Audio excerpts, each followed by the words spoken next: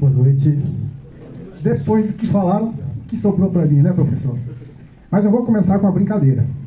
Se vocês estivessem numa disputa judicial e o juiz tivesse marcado a audiência, vocês todos fossem os advogados e advogadas da parte contrária, vocês teriam perdido a ação, porque vocês todos chegaram fora do prazo. O horário era 18 horas e vocês chegaram dizendo: revelia para o cliente, o juiz já julgaria e vocês perderiam o processo. Inclusive vocês, viu? É verdade. Gente, inicialmente, eu gostaria de pedir dos alunos que estão aqui, quem veio de fora, levantasse o braço, por favor. 1, 2, 3, 4, 5, 6, 7. Eu me identifico com vocês no seguinte: em 1985, que foi o ano que eu passei na faculdade, eu saí de Tocantinópolis e fui estudar no primeiro vestibular do curso de Direito da cidade de Catalão, no Centro de Ensino Superior. Primeiro curso de Direito, a primeira turma. E aí, eu fui para uma cidade que eu não conhecia ninguém, 1.600 quilômetros de distância, mais ou menos. E eu sei o que vocês estão passando, né? É uma sensação, áreas diferentes, mas vale a pena, né? Vale a pena, porque eu fiquei 6 meses lá e depois eu transferi para Goiânia e foi lá que eu concluí meu curso. E aí nós temos que falar do desafio dessa profissão. E eu que tenho para dizer para vocês. A região do Bico do Papagaio, ela e o exercício da advocacia se confunde com a defesa do Estado Democrático de Direito. Por quê? Por que se confunde? Porque na época em que comecei a advogar, em 93, e olha que já estava bem adiantado, já era Estado do Tocantins, mas a dificuldade para um advogado despachar um processo com o magistrado era imensa.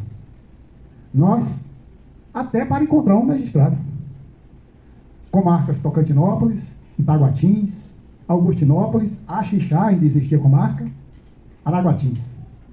Às vezes acontecia de um único juiz responder por todas essas comarcas. Dificultava. Acesso difícil, processo físico. Você chegava no cartório, aquela pilha de processo, o escrivão anotava o número e mandava a gente voltar no outro dia ou depois, porque não tinha controle de processo.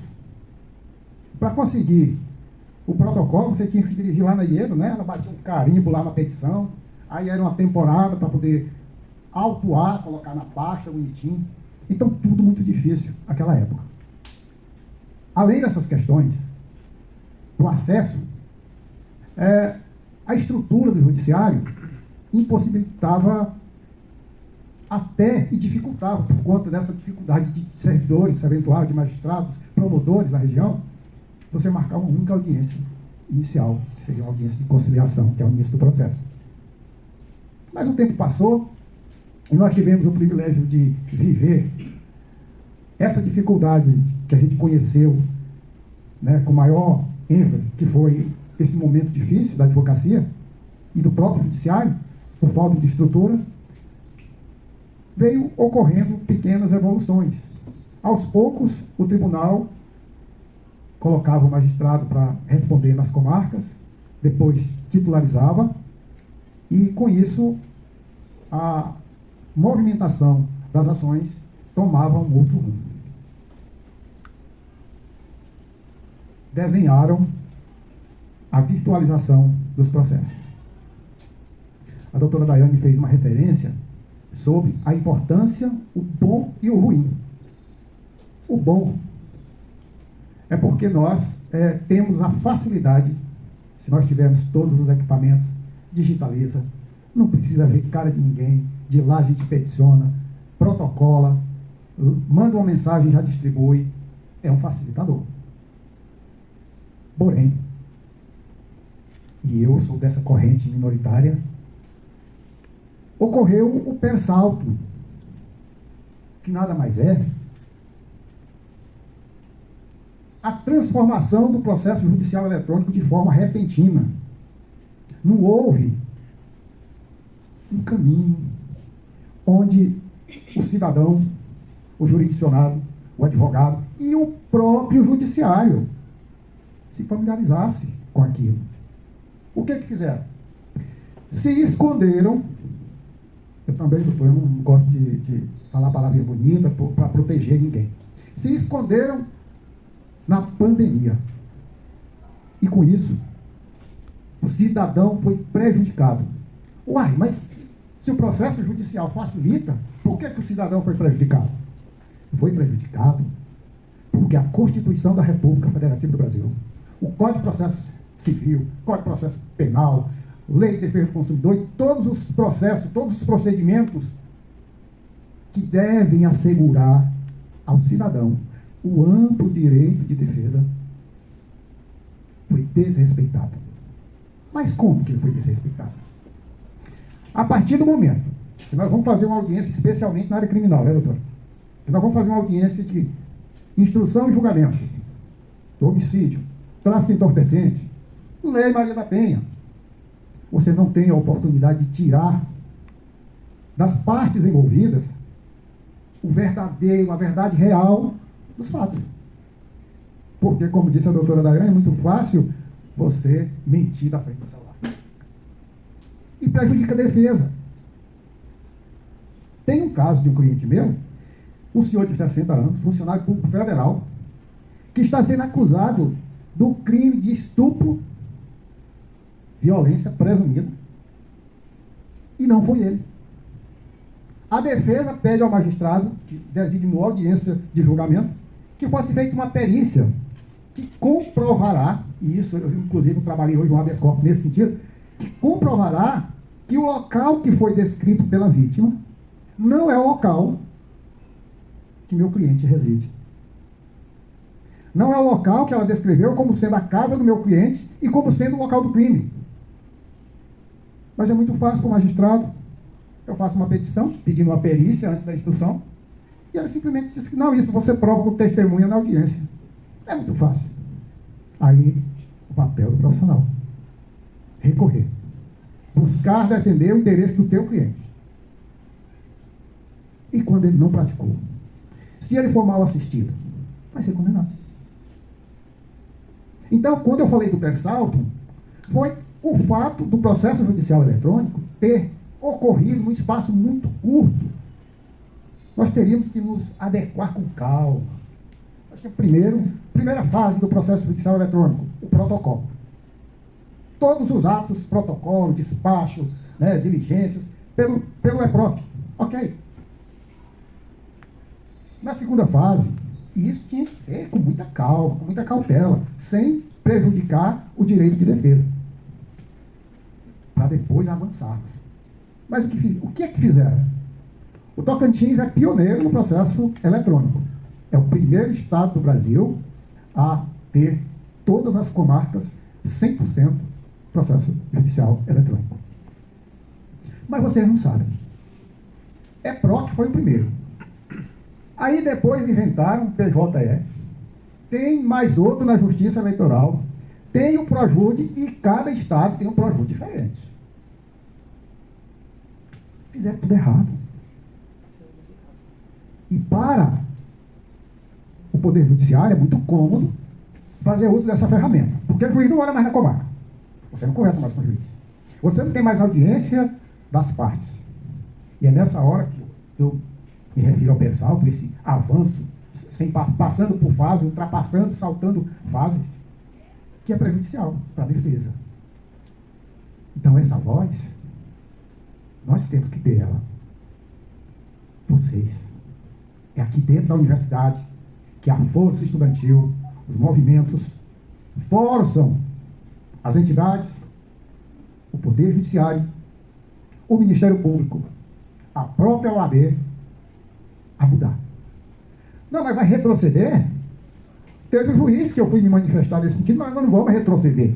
Não é retroceder, é fazer a coisa certa. Porque a partir do momento que um direito está sendo ferido, que um direito não está sendo assegurado, está prejudicando. E se está prejudicando, está afrontando o artigo 5º da Constituição. Aquele que diz que ninguém poderá ser processado sem o devido processo legal, sem o contraditório, ampla defesa.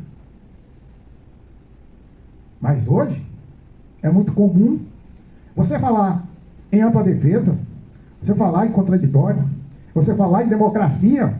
Não, é porque tu está contra o Bolsonaro. Hoje você não pode defender a democracia.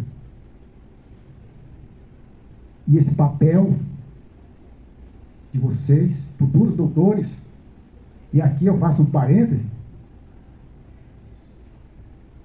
a UFT, era inicialmente pedagogia muito forte, né? Eu travei muitos debates, porque o advogado é chamado de doutor. E, não, é sério, menino, você não é doutor não, você não fez doutorado, mas nós somos. E está lá no Google até, por incrível que pareça, viu, doutor? O decreto de 1826, né? Nós fomos agraciados com uma honraria imperial que não foi revogada. E isso não se confunde com a Lei de Diretrizes e Bases da Educação. E como que caracterizava a situação de doutor? Essa honraria, esse título. O bacharel, à época, ele tinha que fazer o correspondente ao escritório modelo. Foi o que aconteceu ainda no meu tempo, em 1989. O estudante de direito, ele era obrigado a elaborar um processo, e naquele tempo era no papel mesmo, né? Do início da capa até as razões de apelação. O carimbo ele tinha que saber, os despachos, todos os despachos, e tinha que, acho que as audiências ainda fazem hoje, né? Tinha que comparecer às audiências, fazer relatórios. Era uma coisa, eu aprendi. Então, o decreto exigia que se passasse por isso. Depois veio o exame de ordem. Então, eles foram atualizando as situações a enquadrar a situação de doutor, essa honraria imperial. Tá? Então, não, contestem. Não aceitem dizer que vocês não são doutores. Então, gente, eu vou aqui discordar um pouco do doutor no que diz respeito ao marketing digital. Isso é uma coisa nova, é uma palavra nova aí que estão usando muito, prospectar. Né? Palavra prospectar. É uma palavra nova. Né? É importante, mas eu tenho que isso nada mais é do que o imediatismo para se buscar o objetivo financeiro e profissional. É o imediatismo. Um escritório de Belo Horizonte me ligou hoje para fazer isso. Doutor, vamos prospectar para o seu escritório e tal. É uma palavra nova, é até bonitinha essa palavra. E ele me perguntou, ele começou a me entrevistar. Me conte aí o que eu devo colocar na pesquisa, porque eles fazem um formulário para te enquadrar numa situação que os computadores vão buscar as pessoas que se encaixem na tua situação. Né? Aí eu falei, eu advogo há 30 anos, qual é o nome da sua OAB?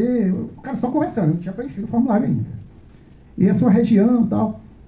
Então, a prospecção, eu não sou contra, mas eu vou divergir pelo fato de que a nossa região, em que pese ela ser grande, mas diferentemente dos grandes centros urbanos, onde a prospecção, o efeito é maior, aqui não. Quem tem acesso à internet em Maurilândia, Taguatins, no Bico, os responsáveis pela prospecção vão ter dificuldade de encontrar cliente para nós. Aí entra o outro lado da moeda. Que aí, quando a doutora Dani falou, 5 anos, eu falei, 10 não. Porque o tempo, você trabalhando com seriedade, dinheiro ganha sim. Né? Não de ficar rico, essa coisa assim, nos primeiros anos. Né? Eu tive estrela, eu, graças a Deus, eu realizei todos os meus sonhos com a minha profissão. Mas o tempo, se você trabalhar com seriedade, o tempo vai te dar o reconhecimento. Eu nasci aqui. Eu já contei isso para o professor certa vez. Filho de família pobre, nasci no interior desse município, tenho muito orgulho disso. Eu fui conhecer uma câmara e tinha 14 anos. Meu pai nunca teve condição de dar uma bicicleta. Eu fui estudar. Eu tinha perdido meu pai num acidente. Com 7 dias da morte dele, eu fui para Catalão, em Goiás. E fui. No quinto período, eu contei essa história para o professor Zanin. No quinto período, eu aluguei uma sala no edifício Magalhães Quinto, na Praça do Bandeirante, em Goiânia, no centro de Goiânia. Contratei uma advogada para ela assinar para mim e fui advogar. Eu soltei o preso e eu não tinha nem informado. É a demonstração de amor. Eu advogo por amor, como a doutora Laine muito bem frisou, o amor à profissão. A gente vai enfrentar muitos problemas. Tem escrivão, né, James, que quer saber mais do que advogado. Não é o caso do James, não. Tem o policial penal, que não é o que está aqui, que não quer deixar o advogado entrar para visitar o cliente. Inclusive, doutor, então, a gente só está conversando com o cliente lá por videoconferência. Está errado, está errado. Então, são dificuldades que a gente vai enfrentar, mas, como foi dito, a advocacia não é para os covardes. A gente tem que enfrentar mesmo. E, graças a essa profissão maravilhosa, a gente realiza os sonhos. Não desista.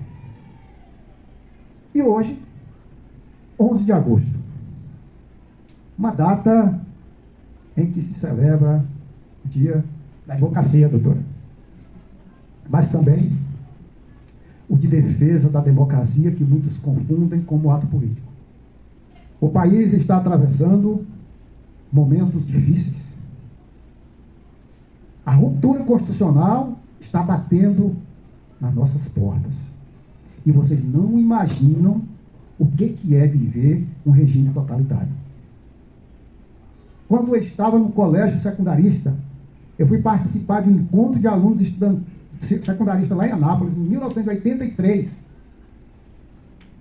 Fui ouvir a palestra de um político de esquerda chamado Ivan Ornelas, lá de Goiás. E fui. Quando eu cheguei, menos de 5 dias depois, eu recebi a intimação da Polícia Federal, que eu estava fazendo num encontro de um político que não falava a língua dos militares. Vocês não imaginam o grave problema que pode ocorrer à nossa pátria. Temos que defender o Estado democrático de direito. É necessário. O fato de se defender o Estado democrático de direito, e o advogado faz isso muito bem, a gente é interpretada por ser contra o Bolsonaro e a favor do Lula. A coisa virou tão que a questão ideológica partidária pesou. Porque se criou ódio, se implantou ódio. As igrejas estão sendo usadas como instrumento de palanque político. E nós, advogados, estudantes, vocês, futuros advogados, juízes, magistrados, promotores, defensores públicos e um monte de coisas mais, tem um papel fundamental. A defesa da democracia é fundamental para o exercício da advocacia, para a defesa do cidadão, para a defesa do Estado, para a defesa. Defender a democracia significa dizer assim: pode me ligar amanhã no meu escritório, vou te atender, vou defender o cliente, vou para uma audiência, vou viajar, posso falar. Defender a democracia é ter o direito de se expressar de acordo com a nossa vontade. Por isso que nós temos que ter muito cuidado em defender um governo que defende o rompimento institucional. Porque o sistema totalitário não é benéfico. Vamos pensar nos nossos filhos, nos nossos netos, no exercício da cidadania. Esse papel foi demonstrado hoje em vários quadrantes do Brasil, onde ministros, ex-ministros, políticos, atores, atrizes, defenderam em vários movimentos pelo Brasil. Eu até tirei aqui uma fala do ex-ministro Celso de Mello, que foi o último decano, agora é outro. Ele disse assim: hoje, ato pela democracia é o marco contra o obscurantismo retrógrado de um ditador travestido de político. Edson Fachin, ministro da Suprema Corte Eleitoral, disse que defender as eleições é preservar o cerne da democracia. Nós estamos correndo esse risco. Vamos refletir. Hoje, no grupo de advogados da nossa subseção, eu disse muito parecido com isso, que o que é que nós temos que comemorar? Nós temos que fazer uma reflexão, nós temos que comemorar aos defensores da democracia, comemorar a luta. Porque sem essa luta, sem essa força, sem esse interesse em defender a democracia, a gente pode ter uma ruptura institucional. E é o que a gente tem que lutar e evitar. Muito obrigado.